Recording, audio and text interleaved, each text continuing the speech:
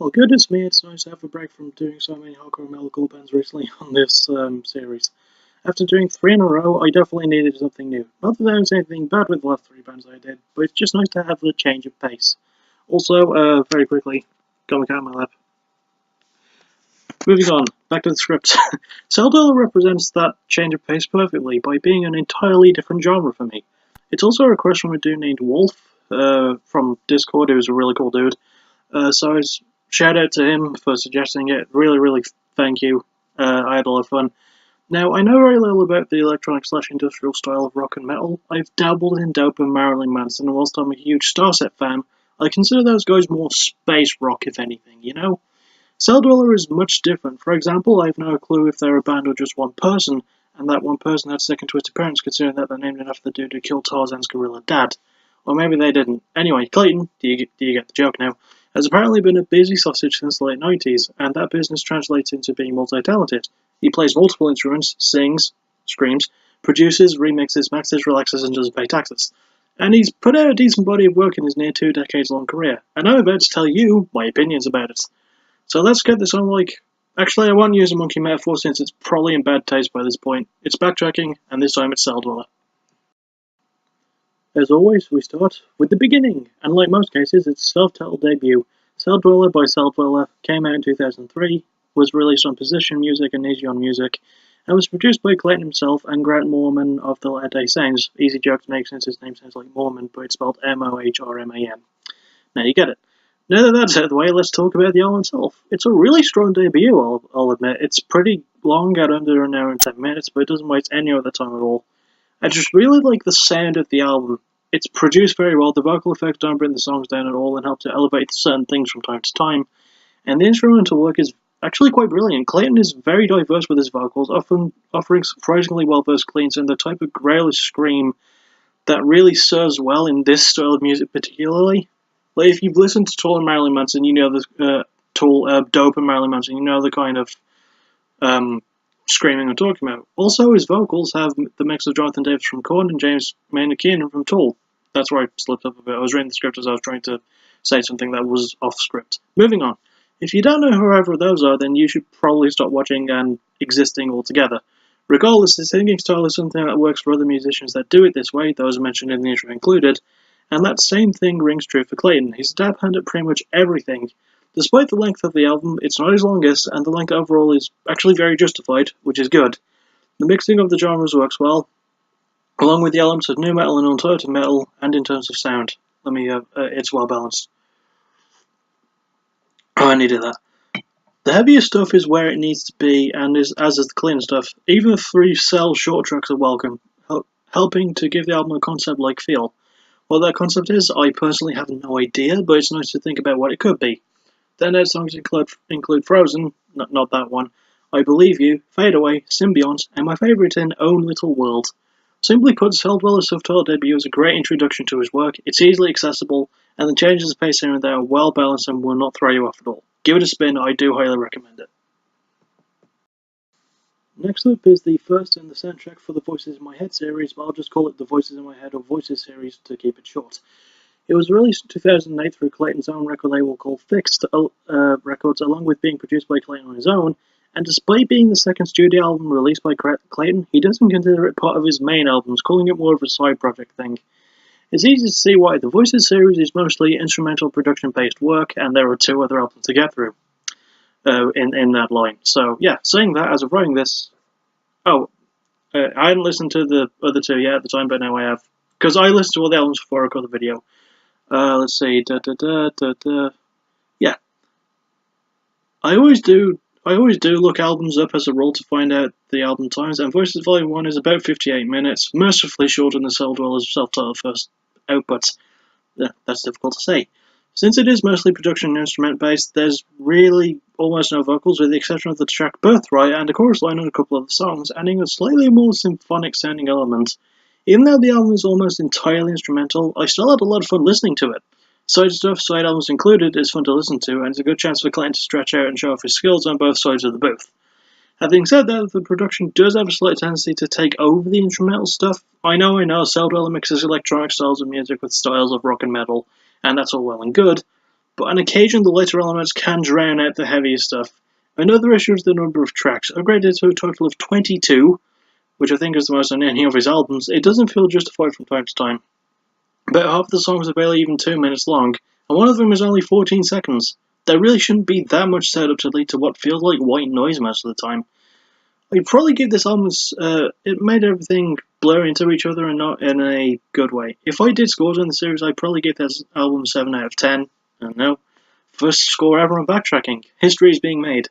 I did have fun listening to it, and Klayton himself sounds like he's having fun with it, but it drags on a bit too much despite, which is ironic considering that this is one of his shorter albums. I know, at 58 minutes, at 58 minutes is one of his shorter releases, but drags on a bit. Think about that. Pardon me. Standout songs include Birthright, Pursuit of the Hunted, La Puerta del Diablo, and my favourite in Outland.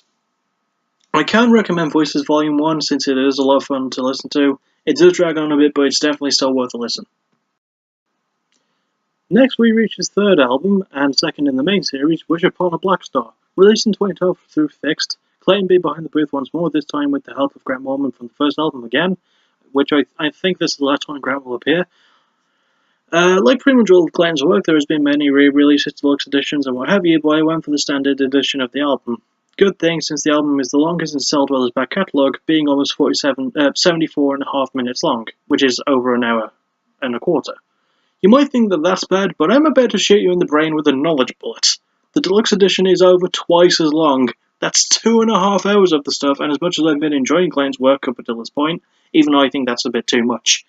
Now, before the albums were released, there were 5 chapters released, each with a certain amount of songs, but I didn't go through all that. As I mentioned, I stuck with the basic stuff since that's usually the route that I take with this series. It might be a cop-out, but it's my show and I can do whatever the bloody heck I want with it. Deal with it, bitches. Anyway, yeah, the album's pretty well done instrumentally, don't get me wrong. Great riffs, drumming, keyboard, synth work, bass and vocals have stepped up, focusing more on the cleaner side of things, which sounds pleasant. But the lyrics are where things suffer a little bit with Black Star. They wind up sounding, as one critic pointed out, as I read on the Wikipedia page, very, very cheesy and stupid. Also, they do occasionally sound kind of dumb and a little bit petulant from time to time. They're not the worst lyrics I've ever heard, and in some places there are good lines, but the bad outweighs the good in that particular area. Once again, the production is top-notch and there's more trance and dance elements added in the album, but it does still have that industrial rock gritness and theatrical flair that Klayton is well known for. Standout songs include I Can't Wait, The Lucky One, Tainted, Learn the Words, and my favourite in Eon, which is such an epic sounding song, balanced with a great vocal performance from Klayton. Give Wish Upon a Black Star a go for the production, musical, and theatrical side of things, but just don't expect Shakespeare to come to mind all that much when you're listening to the actual words. It's a good album and definitely worth a run through, but Next is his fourth album, Voices in My Head 2, released in July of 2012, about a month after Black Star. It's a pretty good sequel to Celldweller's side project series of sounds. That alliteration though. Anyway, yes, the album is a really good follow-up to Voices Numero Uno, and much like the first Voices album, it was released on Fixed Records and produced by Klayton himself. It elevates the Voices series for me personally, and it gets rid of a lot of the problems that the first Voices had, namely fewer 1-minute tracks of just empty noise. Sure, there are the odd 2-minute tracks here and there, but at least they feel like they actually add something this time around. The production is at its typical top quality, as is to be expected by Klayton, and the instrumental work is just great. There's some little references here and there to Black Star, much like I think there was with Voices 1 in the self-titled debut, but it's very clear that the Voices series remains its own thing, which is good. This album is just pure fun to listen to, much like most of Klayton's music. Impressive considering that it was released pretty shortly after Black Star was. Sure, it wasn't recorded in that short amount of time, but it's still a really impressive feat if you ask me. Once again, since it's in the Voices series, it is more focused on the instrumental and production side of things, with more dependency on the latter in this case. There's a lot more electronic elements this time around, and it does occasionally drown out the heavier instrumental elements, but it ultimately does coalesce into something that just sounds really, really pleasant. It just sounds nice. It's a great mix of the genres that Klayton employs, as well as some more ambient stuff, mixed fantastically into what's a great listen. Standout songs include Shut 'Em Down, The Sentinel, Senorita Bonita, Cronus, and my favourite in The End, which is not the last track on the album, although with that title you think it would be. Voices Volume 2 is a great follow-up to the first, and a good fourth album overall. It's really worth a listen. Next up is End of an Empire, released in 2015, once again through Fix. This is the first and only of Celldweller's main album series to only be produced by Klayton himself, and he does a very, very good job. In fact, I think that this might just be my favourite Celldweller album, and it just mixes everything up so well that he's known for doing. Brilliant production, mixing dubstep, trance and electronic elements with very sharp edge of industrial rock and metal, so effortlessly, a huge step up in his lyricism and vocals, and carrying the concept of the album well and bringing it to the forefront. End of an Empire was just so damn good. I did forget to mention the fact that Klayton releases a lot of chapters before albums came out. Hang on now, I wrote that, I wrote that before I made this slight amendment to Blackstar anyway, yeah. But I always listen to the basic finished version of an album, as you will know by this point. Also, weirdly enough, Empire is listed as Klayton's 6th album in terms of the chronology, in terms of where it's listed on Wikipedia. But it came out before Voices Volume 3 did in terms of release, with that coming out in 2016 and Empire coming out in 2015. Also, it made more sense to do it as Empire first, then Voices Volume 3, since that's how it was for the previous 4 entries in this episode. So it makes sense here, personally. Also, it made sense to do it because this is my show and I can handle it however the hecking hell I want.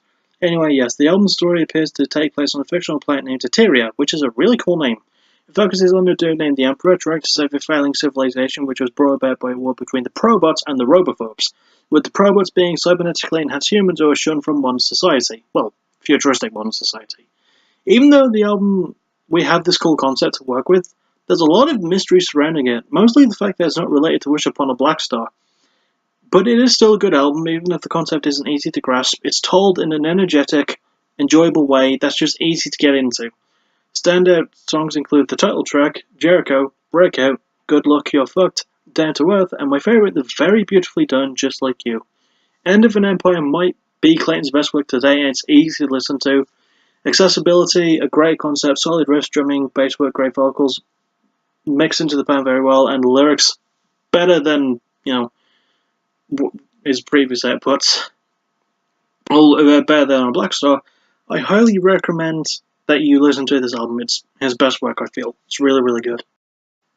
And finally, we reached Celldweller's most recent release, Voices in My Head 3. Released in 2016, are you going now?